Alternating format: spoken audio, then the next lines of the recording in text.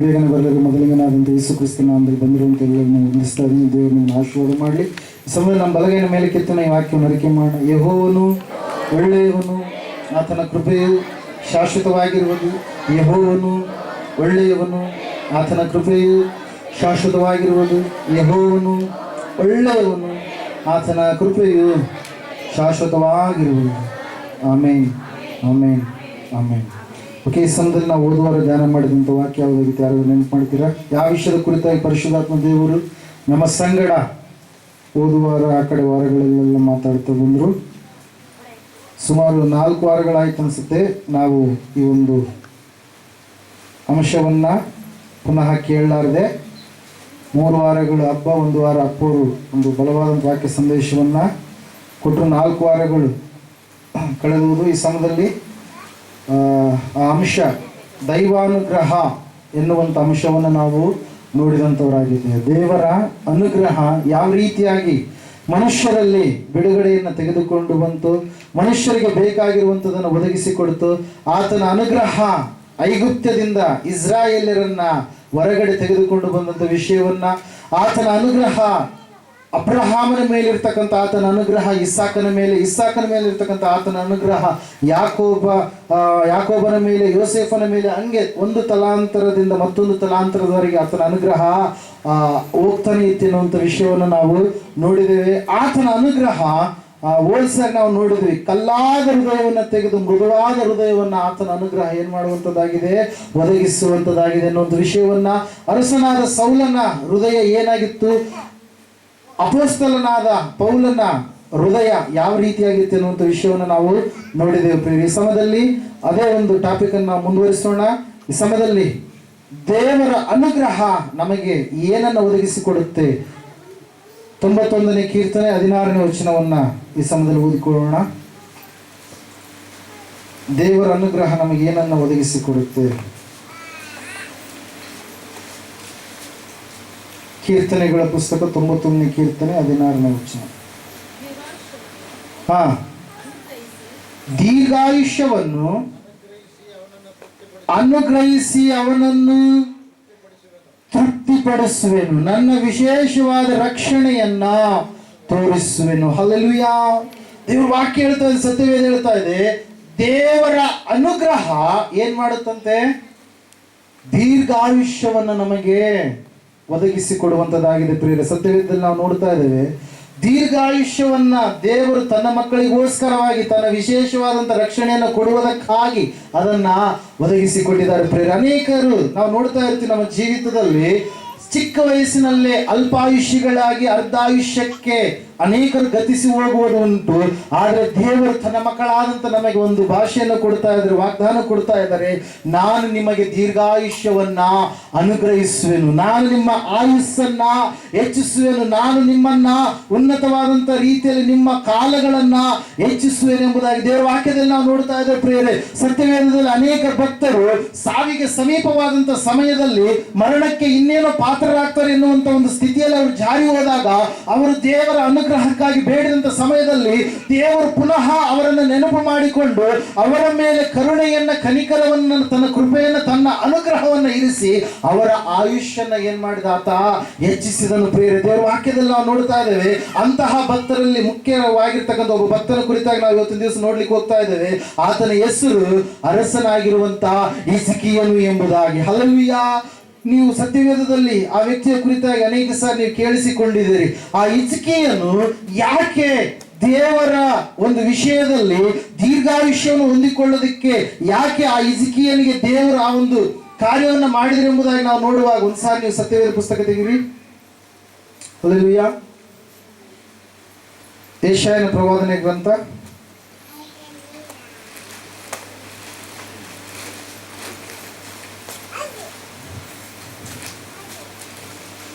38ನೇ ಅಧ್ಯಾಯ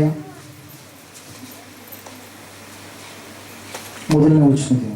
ಆ ಕಾಲದಲ್ಲಿ ಹಿಜ್ಕೀಯನು ಮರಣಕರ ರೋಗದಲ್ಲಿ ಬಿದ್ದನು. ಆಗ ಆಮೋಚನ ಮಗನು ಪ್ರವಾದಿಯಾದ ಯೆಶಾಯನು ಅವನ ಬಳಿಗೆ ಬಂದು ಅವನಿಗೆ, ನಿನ್ನ ಮನೆಯ ವಿಷಯವಾಗಿ ವ್ಯವಸ್ಥೆ ಮಾಡು, ಏಕೆಂದರೆ ನೀನು ಉಳಿಯುವ ಹಾಗಿಲ್ಲ, ಸಾಯಬೇಕಾಗಿದೆ ಎಂಬುದಾಗಿ ಯೆಹೋವನು ಅನ್ನುತ್ತಾನೆ ಎಂದು ಹೇಳಿದನು. ಇದನ್ನು ಕೇಳಿದೊಡನೆ ಹಿಜ್ಕೀಯನು ಮೋರೆಯನ್ನ ಗೋಡೆಯ ಕಡೆಗೆ ತಿರುಗಿಸಿ, ಯೆಹೋವನೇ, ನಾನು ನಂಬಿಗಸ್ತನಾಗಿಯೂ ಯಥಾರ್ಥ ಚಿತ್ತನಾಗಿಯೂ ನಿನಗೆ ನಡೆದುಕೊಂಡು ನಿನ್ನ ದೃಷ್ಟಿಯಲ್ಲಿ ಒಳ್ಳೆಯವನಾಗಿದ್ದದನ್ನು ನೆನಪು ಮಾಡಿಕೋ ಎಂದು ಪ್ರಾರ್ಥಿಸಿ ಬಹಳವಾಗಿ ಅತ್ತನು. ಆಗ ಯೆಹೋವನು ಯೆಶಾಯನಿಗೆ, ನೀನು ಹೋಗಿ ನನ್ನ ಪ್ರಜೆಗಳ ಪ್ರಭುವಾಗಿರುವ ಹಿಜ್ಕೀಯನಿಗೆ, ನಾನು ನಿನ್ನ ಪ್ರಾರ್ಥನೆಯನ್ನ ಕೇಳಿದ್ದೇನೆ, ನಿನ್ನ ಕಣ್ಣೀರನ್ನು ನೋಡಿದ್ದೇನೆ, ನಿನ್ನ ಆಯುಷ್ಯಕ್ಕೆ 15 ವರ್ಷಗಳನ್ನ ಕೂಡಿಸುತ್ತೇನೆ, ನಿನ್ನನ್ನು ಈ ಪಟ್ಟಣವನ್ನು ಅಶ್ಶೂರ್ಯದ ಅರಸನ ಕೈಗೆ ಸಿಕ್ಕದಂತೆ ತಪ್ಪಿಸುವೆನು, ಈ ಪಟ್ಟಣವನ್ನು ಉಳಿಸಿ ಕಾಪಾಡುವೆನು, ಯೆಹೋವನು ನುಡಿದದ್ದನ್ನು ನೆರವೇರಿಸುವನು ಎಂಬುದಕ್ಕೆ ಒಂದು ಗುರುತನ್ನ ಕಾಣುವಿ. ಇಗೋ, ಸೂರ್ಯನ ಇಳಿತರದಿಂದ ಅಹಾಜನ ಸೋಪಾನ ಪಂಕ್ತಿಯಲ್ಲಿ ಮುಂದೆ ಹೋಗಿದ್ದ ನೆರಳನ್ನು 10 ಮೆಟ್ಲು ಹಿಂದಕ್ಕೆ ಬರಮಾಡುವೆನು ಎಂದು ನಿನ್ನ ಪೂರ್ವಿಕನಾದ ದಾವೀದನ ದೇವರಾಗಿರುವ ಯೆಹೋವನು ಹೇಳುತ್ತಾನೆಂಬುದಾಗಿ ತಿಳಿಸು ಎಂದು ಆಜ್ಞಾಪಿಸಿದನು.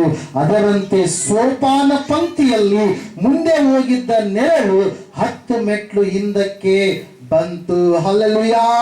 ದೇವರ ವಾಕ್ಯದಲ್ಲಿ ನಾವು ನೋಡ್ತಾ ಇದ್ದೇವೆ, ಹಿಜ್ಕೀಯನು ಮರಣಕರವಾದಂತ ರೋಗದಲ್ಲಿ ಬಿದ್ದ, ಮರಣಕರವಾದಂತ ಸ್ಥಿತಿಗೆ ಹಿಜ್ಕೀಯನು ಜಾರಿ ಹೋದ. ಪ್ರಿಯರೇ, ಪ್ರಭುಗಳು ಒಂದು ಅಲ್ಲಿರ್ತಕ್ಕಂಥ ಪ್ರಜೆಗಳ ಪ್ರಭುವಾಗಿರ್ತಕ್ಕಂಥ ಹಿಜ್ಕೀಯನು, ಇಸ್ರಾಯೇಲಿನ ಆಳ್ವಿಕೆ ಮಾಡುವಂತ ಹಿಜ್ಕೀಯನು ಸತ್ಯವೇದದಲ್ಲಿ ನಾವು ನೋಡ್ತಾ ಇದ್ದೇವೆ, ರೋಗಕ್ಕೆ ತುತ್ತಾದಂತ ಸಮಯದಲ್ಲಿ, ಬಾಧೆಗೆ ಒಳಗಾದಂತ ಸಮಯದಲ್ಲಿ, ಭಯಂಕರವಾದಂತ ಸ್ಥಿತಿಗೆ ಜಾರಿ ಹೋದಂತ ಸಮಯದಲ್ಲಿ ಯೆಶಾಯನ ಮೂಲಕವಾಗಿ ದೇವರು ನುಡಿಸ್ತಾ ಇದ್ದಾನೆ, ನೀನು ಇನ್ನು ಉಳಿಯುವ ಹಾಗೆ ಇಲ್ಲ, ನೀನು ನಿನ್ನ ಮನೆಯ ವಿಷಯವಾಗಿ ವ್ಯವಸ್ಥೆ ಮಾಡಿಕೋ, ನಿನ್ನ ಕಾಲ ಮುಗಿದು ಹೋಗಿದೆ ಎಂಬುದಾಗಿ. Hallelujah, praise lord. ದೇವರ ವಾಕ್ಯದಲ್ಲಿ ನಾವು ಸತ್ಯವೇದದಲ್ಲಿ ಪ್ರಸಂಗಿ ಪುಸ್ತಕದ ವಿಷಯವಾಗಿ ಸೊಲೊಮೋನನು ಬರೆದಿರತಕ್ಕಂಥ ಮಾತನ್ನು ಈ ಸಮಯದಲ್ಲಿ ನಾವು ಜ್ಞಾಪಕ ಮಾಡಿಕೊಳ್ಳುವಂಥದ್ದು ಸೂಕ್ತ. ಪ್ರಿಯರೇ, ಒಂದ್ಸಾರಿ 8ನೇ ಅಧ್ಯಾಯ 8ನೇ ವಚನ ಯಾರಾದರೂ ಓದ್ತೀರಾ?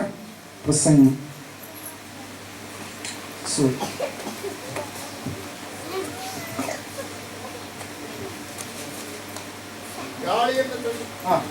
ಗಾಳಿಯನ್ನು ತಡೆಯುವ ಶಕ್ತಿ ಹೇಗೆ ಯಾರಿಗೆ ಇಲ್ಲವೋ, ಗಾಳಿಯನ್ನು ತಡೆಯುವ ಶಕ್ತಿ ಹೇಗೆ ಯಾರಿಗೆ ಇಲ್ಲವೋ, ಹಾಗೆ ತಮ್ಮ ಮರಣ ದಿನವನ್ನು ತಡೆಯುವ ಶಕ್ತಿಯು ಯಾರಿಗೂ ಇಲ್ಲ. ಯುದ್ಧ ಕಾಲದಲ್ಲಿ ಹೇಗೆ ವಿರಾಮ ದೊರೆಯುವುದಿಲ್ಲವೋ ಹಾಗೆ ಅನರಮಕ್ಕೊಳಪಟ್ಟವನಿಗೆ ಬಿಡುಗಡೆ ಇಲ್ಲ. ಹಲ್ಲೆಲೂಯಾ.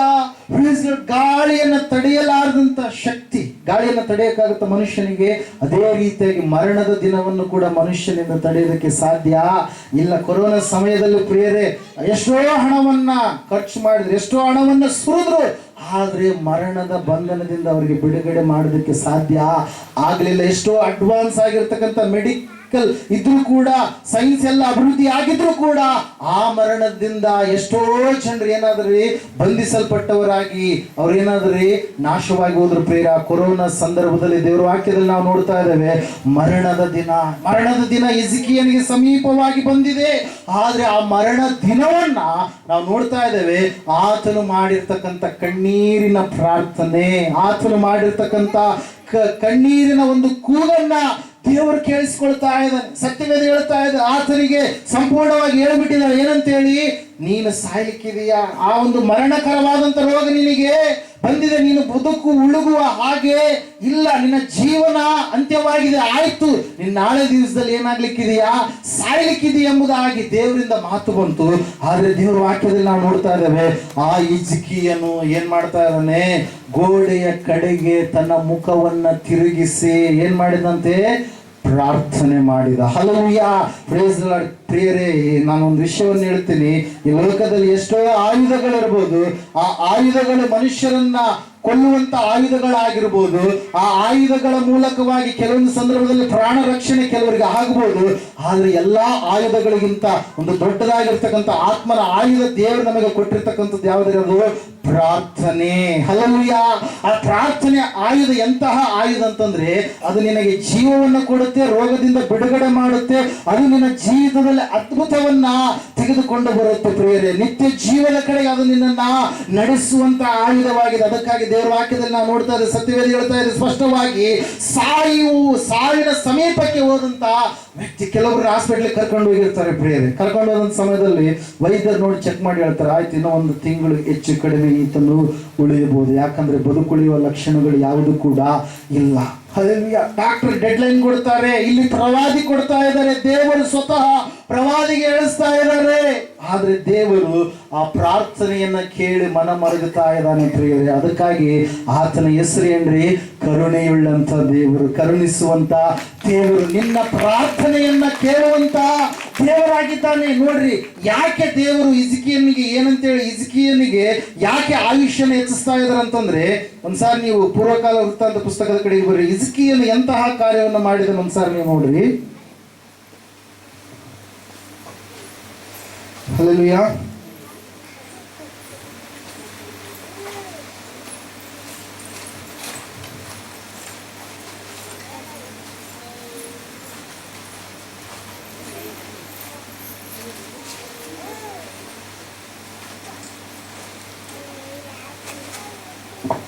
ಒಂದು ನಿಮಿಷ.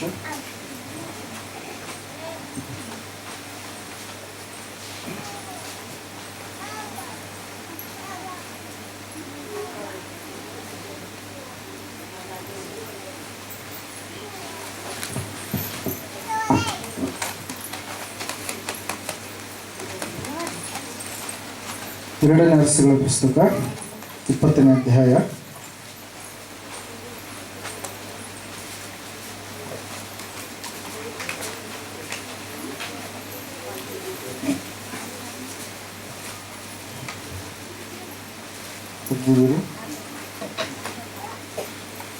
2ನೇ ಅರಸುಗಳ ಪುಸ್ತಕ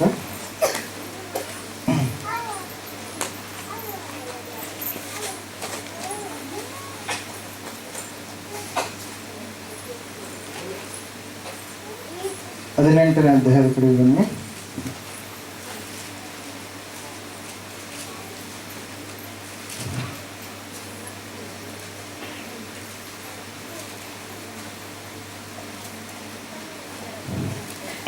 ಈ ಸಾರಿ ವಚನ ಓದುವ ಸಮಯದಲ್ಲಿ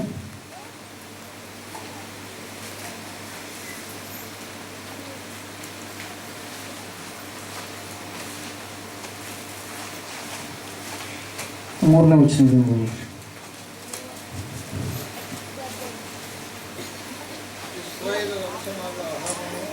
18ನೇ ಅಧ್ಯಾಯ 3ನೇ ವಚನ.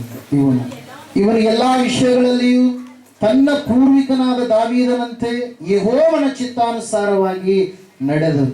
ಪೂಜಾ ಸ್ಥಳಗಳನ್ನು ಹಾಳು ಮಾಡಿ, ಕಲ್ಲು ಕಂಬಗಳನ್ನು ಒಡೆದು, ಅಶೇರ ವಿಗ್ರಹ ಸ್ತಂಭಗಳನ್ನು ಕಡಿದು ಹಾಕಿದನು. ಮೋಶೆಯು ಮಾಡಿಸಿದ ತಾಮ್ರ ಸರ್ಪವನ್ನು ಚೂರು ಚೂರು ಮಾಡಿದನು. ಇಸ್ರಾಯೇಲರು ಅದಕ್ಕೆ ಆವರೆಗೂ ಧೂಪ ಸುಡುತ್ತಿದ್ದರು. ಅದಕ್ಕೆ ನೆಹುಷ್ಟಾನ್ ಎಂಬ ಹೆಸರಿತ್ತು. ಇವನು ಇಸ್ರಾಯೇಲ್ ದೇವರಾದ ಯೆಹೋವನಲ್ಲಿ ಭರವಸವಿಟ್ಟಿದ್ದನು. ಯಹೂದ್ಯರಲ್ಲಿ ಇವನಿಗೆ ಸಮಾನನಾದ ಅರಸನು ಮುಂಚೆಯೂ ತರುವಾಯೂ ಇರಲಿಲ್ಲ. ಇದಲ್ಲದೆ ಇವನು ಯೆಹೋವನನ್ನೇ ಹೊಂದಿಕೊಂಡು ಆತನನ್ನು ಬಿಡದೆ ಹಿಂಬಾಲಿಸಿ, ಆತನು ಮೋಶೆಯ ಮುಖಾಂತರವಾಗಿ ಅನುಗ್ರಹಿಸಿದ ಆಜ್ಞೆಯನ್ನು ಕೈಕೊಂಡನು. ಯೆಹೋವನು ಇವನ ಸಂಗಡ ಇದ್ದದರಿಂದ ಎಲ್ಲಿಗೆ ಹೋದರೂ ಕೃತಾರ್ಥನಾಗಿ ಬರುತ್ತಿದ್ದನು ಎಂಬುದೇ. Hallelujah, praise lord. ನಾವು ನೋಡ್ತಾ ಇದ್ದೇವೆ ಪ್ರಿಯರೇ, ಈ ರೀತಿಯಾಗಿ ದೇವರ ವಿಷಯವಾಗಿ ಬಹಳವಾಗಿ ಭಕ್ತಿಯನ್ನ ಮಾಡಿರ್ತಕ್ಕಂಥ ಹಿಜ್ಕೀಯನ ವಿಷಯವನ್ನು ನಾವು ನೋಡ್ತಾ ಇದ್ದೇವೆ. ಆದ್ರೆ ಹಿಜ್ಕೀಯನ ತಂದೆ ಹೆಂಗಿದನಂತೆ? ದೇವರ ಆಲಯದ ಬಾಗಿಲನ್ನು ಏನ್ ಮಾಡಿದಂತೆ? ಮುಚ್ಚಿಸಿದನು ಎಂಬುದಾಗಿ ನಾವು ನೋಡ್ತಾ ಇದ್ದೇವೆ ಪ್ರಿಯರೇ. ಹಲ್ಲೆಲೂಯಾ.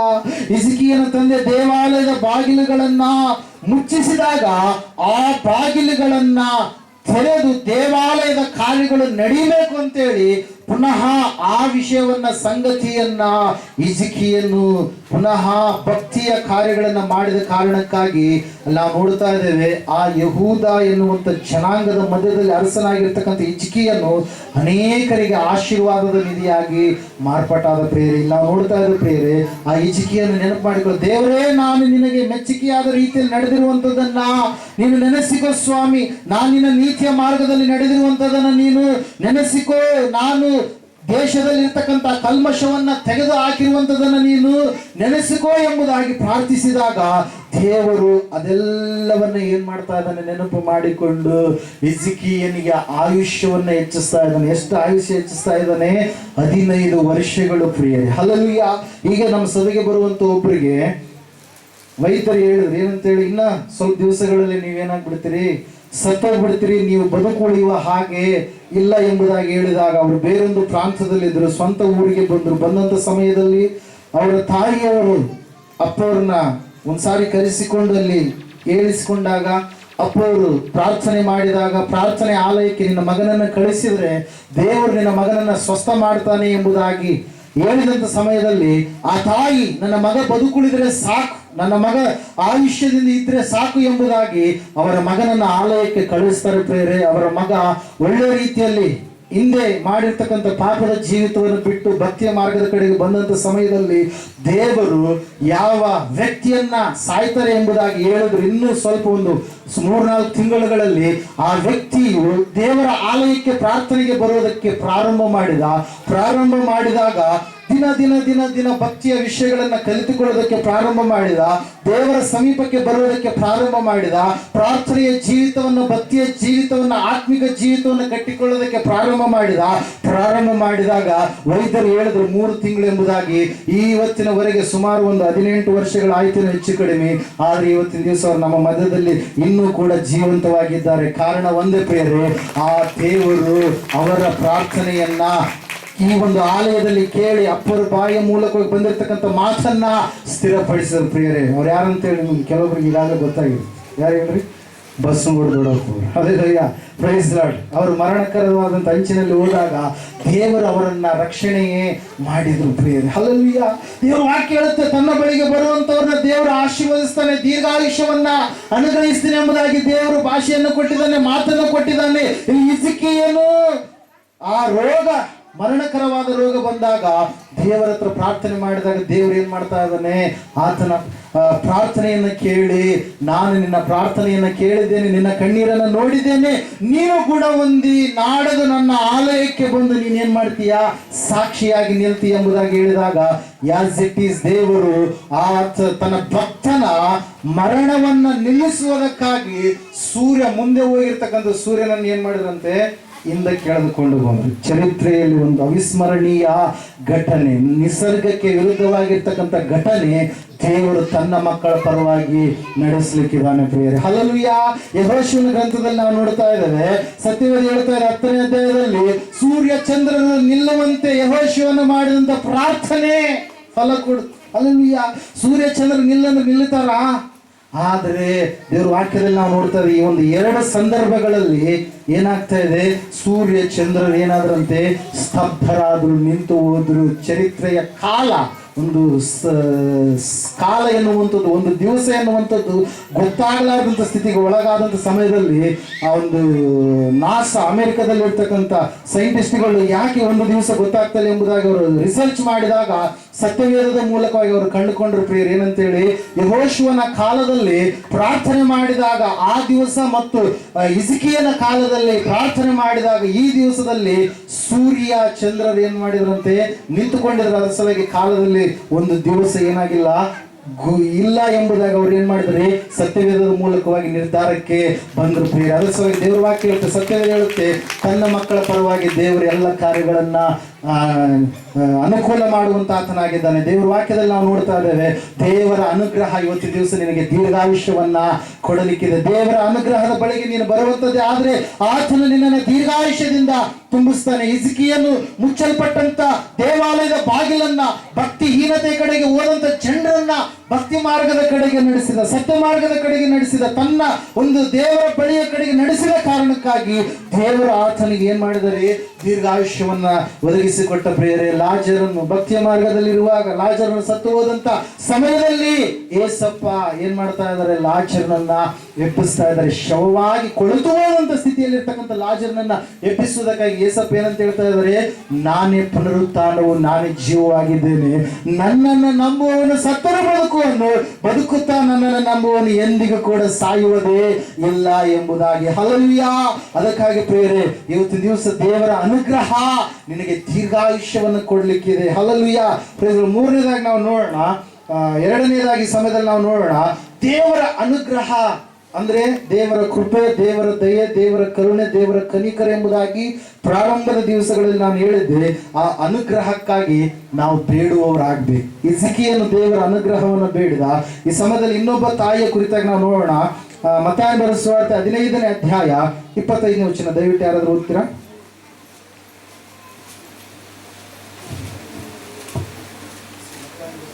ಹದಿನೈದನೇದು 25ನೇ ವಚನ.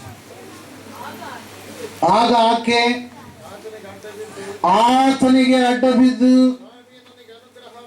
ಸ್ವಾಮಿ ನನಗೆ ಅನುಗ್ರಹ ಮಾಡಬೇಕು ಅಂದಳು. ಹಲ್ಲೆಲೂಯಾ. Praise lord. ನಾವು ನೋಡ್ತಾ ಇದ್ದೇವೆ, ಮುಂದೆ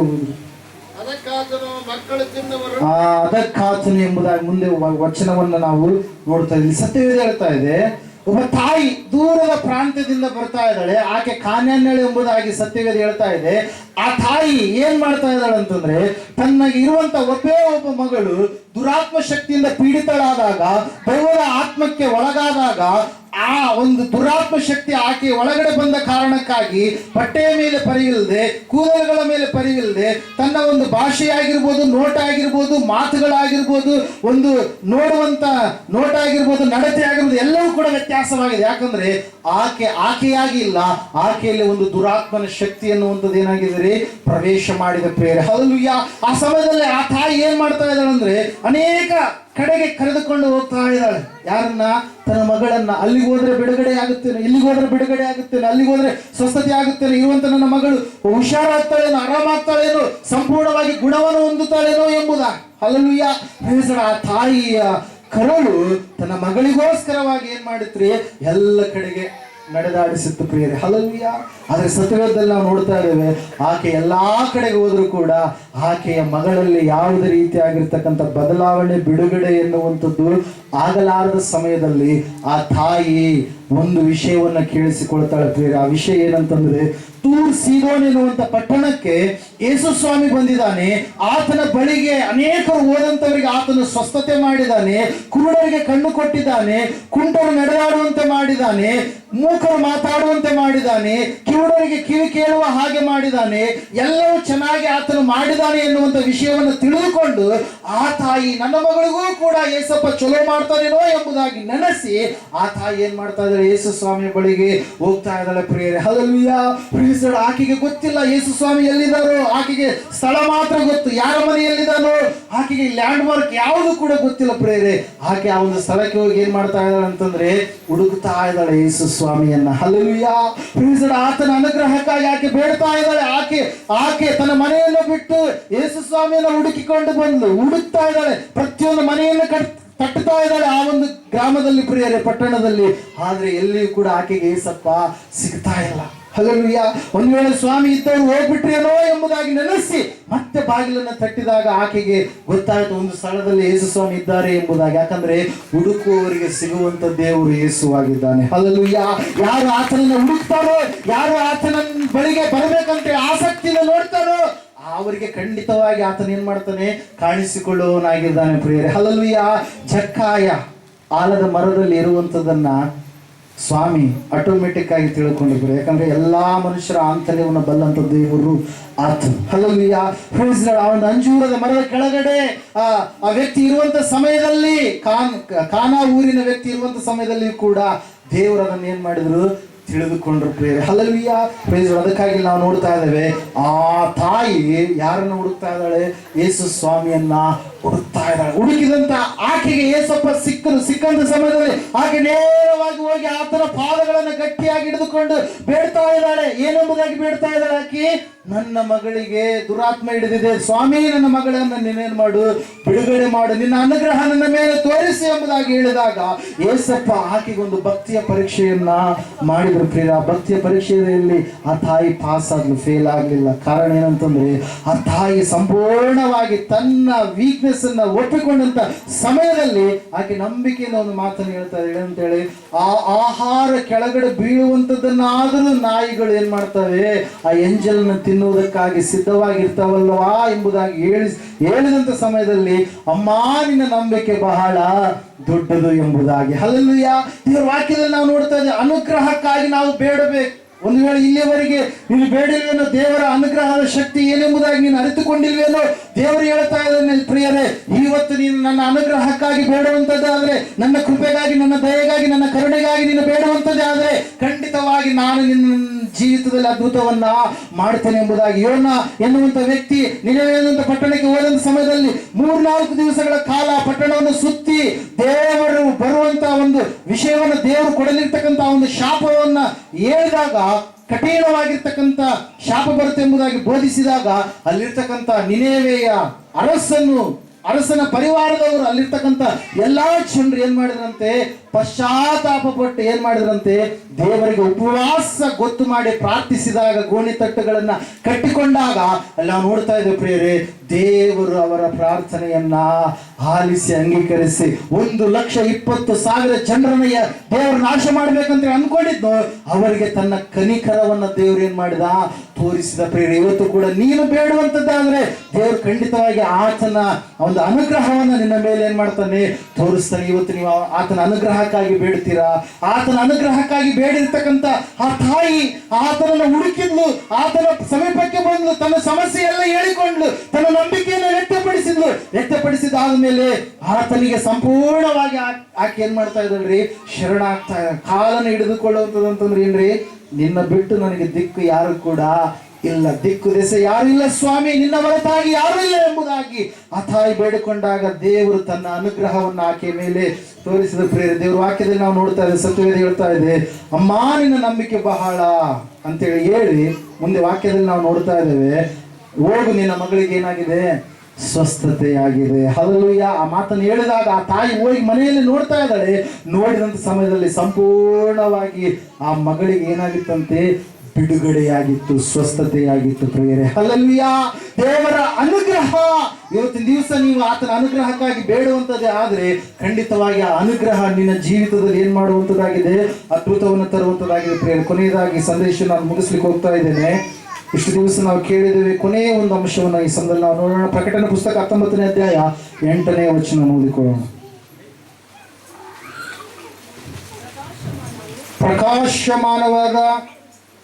ಪ್ರಕಾಶಮಾನವೂ ನಿರ್ಮಲವೂ ಆದ ನಯವಾದ ನಾರುಮಡಿಯನ್ನು ಧರಿಸಿಕೊಳ್ಳುವುದಕ್ಕೆ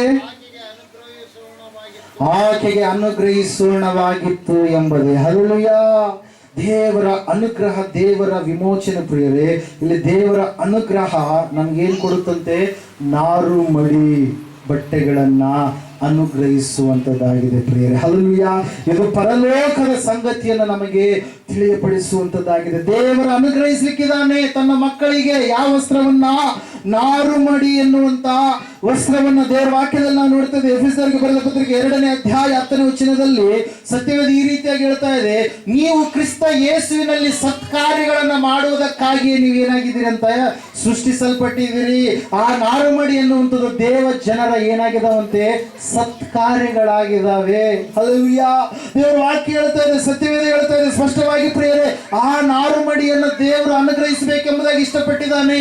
ಆ ನಾರುಮಡಿಯನ್ನ ದೇವರು ಯಾರಿಗೆ ಅನುಗ್ರಹಿಸ್ತಾನಂತೆ, ಯಾರಿಗೆ ಅನುಗ್ರಹಿಸ್ತಾನ್ರಿ? ಒಂದ್ಸಾರಿ ನೀವು ಮತ್ತಾಯ ಬರೆದ ಸುವಾರ್ತೆ ಪುಸ್ತಕದ ಕಡೆ ಬರ್ರಿ. 22ನೇ ಅಧ್ಯಾಯ 12ನೇ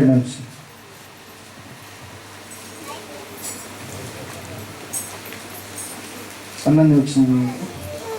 ಆಮೇಲೆ ಅರಸನು ಕೂತವರನ್ನು ನೋಡುವುದಕ್ಕೆ ಒಳಕ್ಕೆ ಬರಲಾಗಿ ಮದುವೆ ಬಟ್ಟೆಯನ್ನು ಹಾಕಿಕೊಳ್ಳದ ಒಬ್ಬನನ್ನು ಕಂಡು ಅವನನ್ನು, ಏನಪ್ಪ ಮದುವೆಯ ಬಟ್ಟೆ ಇಲ್ಲದೆ ನೀನಿಲ್ಲಿ ಹೇಗೆ ಒಳಕ್ಕೆ ಬಂದಿ ಎಂದು ಕೇಳಲು ಅವನು ಸುಮ್ಮನಿದ್ದನು. ಆಮೇಲೆ ಅರಸನು ಸೇವಕರಿಗೆ ಅವನ ಕೈಕಾಲು ಕಟ್ಟಿ ಅವನನ್ನು ಹೊರಗೆ ಕತ್ತಲೆಗೆ ನೂಕಿರಿ ಎಂದು ಹೇಳಿದನು. ಅಲ್ಲಿ ಗೋಳಾಟ, ಕಟಕಟನೆ, ಅಲ್ಲೂ ಕಡಿಯೋಣವು ಇರುವು. ಹೀಗೆ ಕರೆಯಲ್ಪಟ್ಟವರು ಬಹುಜನ, ಆಯಲ್ಪಟ್ಟವರು ಸ್ವಲ್ಪ ಜನ ಅಂದನು. ಹಲ್ಲೆಲೂಯಾ.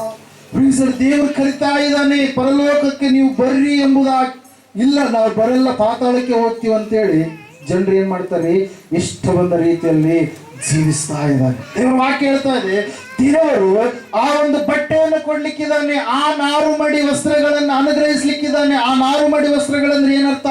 ದೇವ ಜನರ ಸತ್ಕಾರ್ಯಗಳು ಎಂಬುದಾಗಿ. ಯೇಸು ಸ್ವಾಮಿಯಲ್ಲಿ ಸತ್ಕಾರ್ಯಗಳನ್ನ ಮಾಡುವುದಕ್ಕಾಗಿ ದೇವರು ನಮ್ಮನ್ನು ಏನ್ ಮಾಡಿದ್ದಾನೆ, ಸೃಷ್ಟಿಸಿದ್ದಾನೆ. ದೇವರ ವಾಕ್ಯ ಹೇಳ್ತಾ ಇದೆ, ಪ್ರಿಯ, ತಪ್ಪಿ ಹೋದಂತ ಮಗ ಆತನು ತಂದೆಯ ಬಳಿಗೆ ಬಂದಂತ ಸಮಯದಲ್ಲಿ ತಂದೆ ಏನ್ ಮಾಡ್ತಾ ಇದ್ದಾನೆ, ಹೊಸ ವಸ್ತ್ರವನ್ನ ಯಾರಿಗೆ ಕೊಡ್ತಾ ಇದ್ದಾನೆ? ತಪ್ಪಿ ಹೋದಂತ ಮಗನಿಗೆ ಕೊಡ್ತಾ ಇದೆ. ಏಷ್ಯಾನ ಪ್ರವಾದನ ಗ್ರಂಥ 61ನೇ ಅಧ್ಯಾಯ 10ನೇ ವಚನವನ್ನ ನೀವು ನೋಡುವಂತದ್ದೇ ಆದ್ರೆ ಅಲ್ಲಿ ರಕ್ಷಣೆಯ ವಸ್ತ್ರವಾಗಿ ನೀವು ನೋಡ್ತಾ ಇರ್ತೀರಿ. ಇನ್ನೊಂದು ಕಡೆಗೆ ನಾವು ಸತ್ಯವೇದದಲ್ಲಿ ನೋಡುವಾಗ ನೀತಿ ವಸ್ತ್ರ ಎಂಬುದಾಗಿ ದೇವರ ವಾಕ್ಯ ಹೇಳ್ತಾ ಇದೆ. ವಸ್ತ್ರಗಳ ವಿಶೇಷ ಬಹಳ ಮುಖ್ಯ ಪ್ರಿಯರ. ಪರಲೋಕದಲ್ಲಿ ದೇವರು ಸಭೆಯಾಗಿರ್ತಕ್ಕಂಥ ನಮಗೆ ಯಾವ ವಸ್ತ್ರವನ್ನು ಅನುಗ್ರಹಿಸ್ತಾನಂತೆ? ನಾರುಮಡಿ ಎನ್ನುವಂತ ವಸ್ತ್ರವನ್ನ. ಸತ್ಕಾರ್ಯಗಳನ್ನ ಮಾಡುವುದಕ್ಕಾಗಿ ನೀನು ಆ ನಾರುಮಡಿ ಎನ್ನುವಂತ ವಸ್ತ್ರವನ್ನ ನೀನು ಹೊಂದಿಕೊಳ್ಳಬೇಕಾದ್ರೆ ನಿನ್ನ ಜೀವಿತದಲ್ಲಿ ಸತ್ಕಾರ್ಯಗಳು ಬಹಳ ಮುಖ್ಯ. ದೇವರು ಹೇಳಿದ ಮಾರ್ಗದಲ್ಲಿ ನೀನು ನಡೆಯುವಂಥದ್ದು ಬಹಳ ಮುಖ್ಯ. ಅದಕ್ಕಾಗಿ ದೇವರ ವಾಕ್ಯ ಹೇಳುತ್ತೆ, ದೇವರ ಅನುಗ್ರಹ ಪ್ರಾರಂಭದಿಂದ ನಾವು ನೋಡ್ತಾ ಬಂದ್ವಿ, ಅಂತ್ಯವಾಗಿ ನಾವು ನೋಡುವಾಗ ಸತ್ಯವೇದ ಹೇಳ್ತಾ ಇದೆ ಪ್ರಿಯರೇ, ಆ ಅನುಗ್ರಹ ನಮ್ಮನ್ನ ಪರಲೋಕದಲ್ಲಿ ಹೊಸ ಬಟ್ಟೆಗಳನ್ನ ಕೊಡುವಂತದರ ಕಡೆಗೆ ನಡೆಸುವಂತದ್ದಾಗಿದೆ ಪ್ರಿಯರೇ. ಹಲ್ಲೆಲೂಯಾ. ಇವತ್ತು ದಿವಸ ಎಷ್ಟು ಜನರು ನೀವು ಆ ಒಂದು ನಾರುಮಡಿ ಬಟ್ಟೆ ನನಗೂ ಕೂಡ ಬೇಕು ಎಂಬುದಾಗಿ ಇಷ್ಟಪಡುವಂತವರಾಗಿದ್ದೀರಿ ಪ್ರಿಯರಲ್ಲಿ. ಮುಂದೆ ವಚನ ಓದಿದ್ರೆ 19ನೇ 8ನೇ ವಚನ.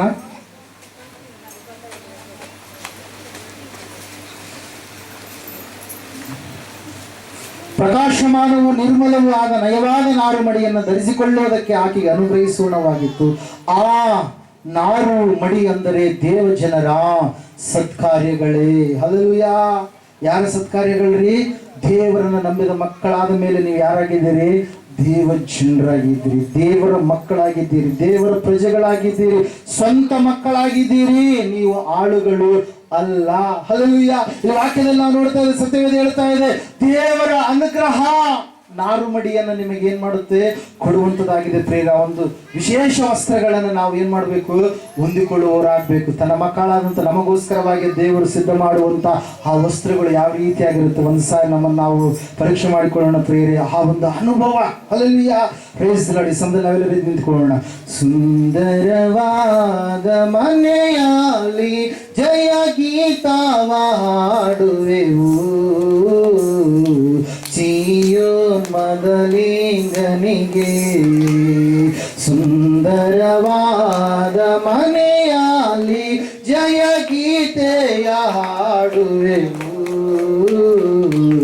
ಸಿಯೋನ್ ಮದಲಿಂಗನಿಗೆ. ಜಯ ಘೋಷ ಮಾಡಿ ಸ್ವರ್ಗದೊಳು ಸೇರಿ ಸಂಗೀತ ಹಾಡುವೆವು, ಜಯ ಘೋಷ ಮಾಡಿ ಸ್ವರ್ಗದೊಳು ಸೇರಿ ಸಂಗೀತ ಹಾಡುವೆವು.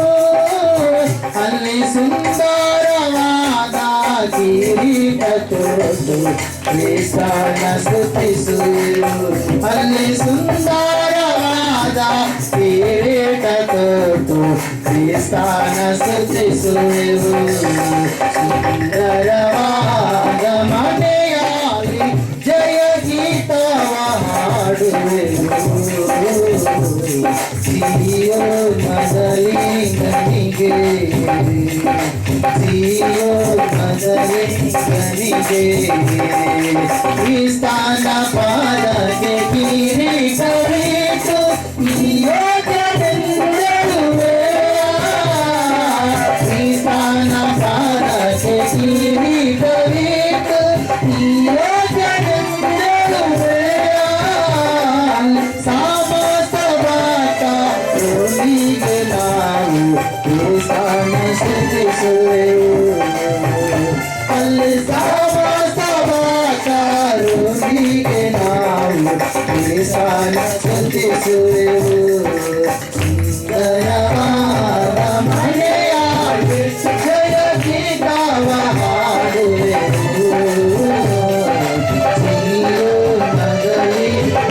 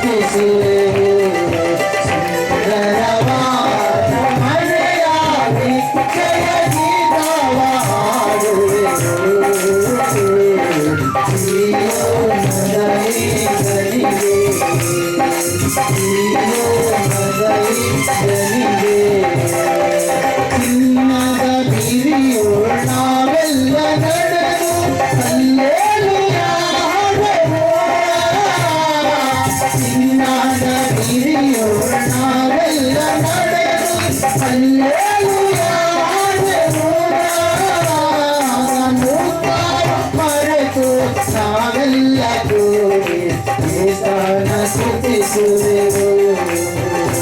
ಆಗ ಗುರುಗಳ ಮರೆತು ನಾವೆಲ್ಲ ಕೂಡಿ ಕ್ರಿಸ್ತನ ಸ್ತುತಿಸುವೆವು. ಸುಂದರವಾದ ಮನೆಯಲ್ಲಿ ಜಯ ಗೀತವಾಡುವೆವು. ಮೊದಲೇ ತನಿಗೆ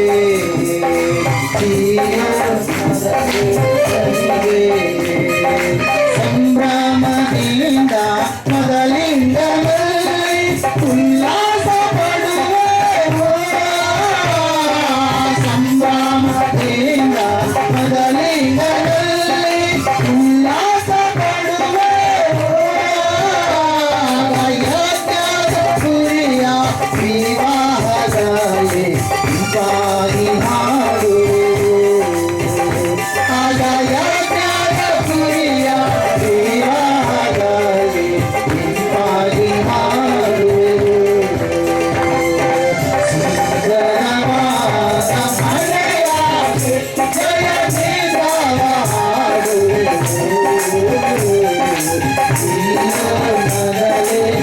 ನನಗೆ ಸುಂದರವಾದ ಮನೆಯಾಗಿ ಜಯ ಗೀತವ ಹಾಡುವೆವು.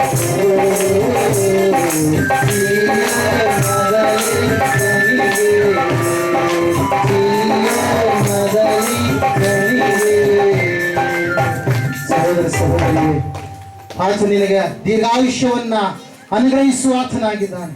ಯಾವೊಂದು ಬಂಧನದಲ್ಲಿ ಇದೆಯೇನೋ ಸಮುದ್ರ ದೇವರ ವಾಕ್ಯ ಹೇಳ್ತಾ ಇದೆ, ಆತ ನಿನಗೆ ದೀರ್ಘಾಯುಷ್ಯವನ್ನ ಅನುಗ್ರಹಿಸ್ತಾ ನೀನು ಪ್ರಾರ್ಥಿಸುವಂಥದ್ದೇ ಆದರೆ, ಆತನಲ್ಲಿ ಬೇಡುವಂಥದ್ದೇ ಆದರೆ ಆತ ನಿನಗೆ ದೀರ್ಘಾಯುಷ್ಯವನ್ನ ಅನುಗ್ರಹಿಸುವ ಆತನಾಗಿದ್ದಾನೆ. ನೀನು ಬೇಡುವಂಥದ್ದಾದ್ರೆ ನಿನ್ನ ಜೀವಿತದಲ್ಲಿರುವಂಥ ಸಮಸ್ಯೆ, ಕುಟುಂಬದಲ್ಲಿರ್ತಕ್ಕಂಥ ಸಮಸ್ಯೆ, ನಿನ್ನ ಆರ್ಥಿಕ ಒಂದು ಸಮಸ್ಯೆ, ಹೊಲದ ಸಮಸ್ಯೆ ಏನಾಗಿದೆಯೋ ನೀನು ಆತನ ಅನುಗ್ರಹಕ್ಕಾಗಿ ಬೇಡುವಾಗ ದೇವರ ಸಮಸ್ಯೆಯಿಂದ ನಿನಗೆ ಬಿಡುಗಡೆ ಮಾಡುವಂಥ ಆತನಾಗಿದ್ದಾನೆ. ಕೊನೆಯದಾಗಿ ಪ್ರಿಯರೇ, ಆ ಒಂದು ಆ ಪರಲೋಕ ಸೇರಬೇಕಾದ್ರೆ ದೇವಚನರಾಗಿರುವಂಥ ಆತನ ಮಕ್ಕಳಾಗಿರ್ತಕ್ಕಂಥ ನಿಮ್ಮ ಸತ್ಕಾರ್ಯಗಳು, ಆ ನಾರುಮಡಿ ಬಟ್ಟೆಯನ್ನು ದೇವರು ನಿಮಗೆ ಅನುಗ್ರಹಿಸಲಿಕ್ಕಿದ್ದಾನೆ. ದೇವರ ವಾಕ್ಯದಲ್ಲಿ ನಾವು ನೋಡಿದ್ವಿ 22ನೇ ಅಧ್ಯಾಯ 12ನೇ ವಚನ ಮತ್ತಾಯನ ಬರೆದ ಸುವಾರ್ತೆಯಲ್ಲಿ ಆ ವ್ಯಕ್ತಿ ಮದುವೆಯ ಬಟ್ಟೆ ಇರಲಾರದ ಕಾರಣಕ್ಕಾಗಿ ಅವರನ್ನ ಕತ್ತಲೆ ಕೋಣೆಗೆ ಹಾಕಿದ್ರು.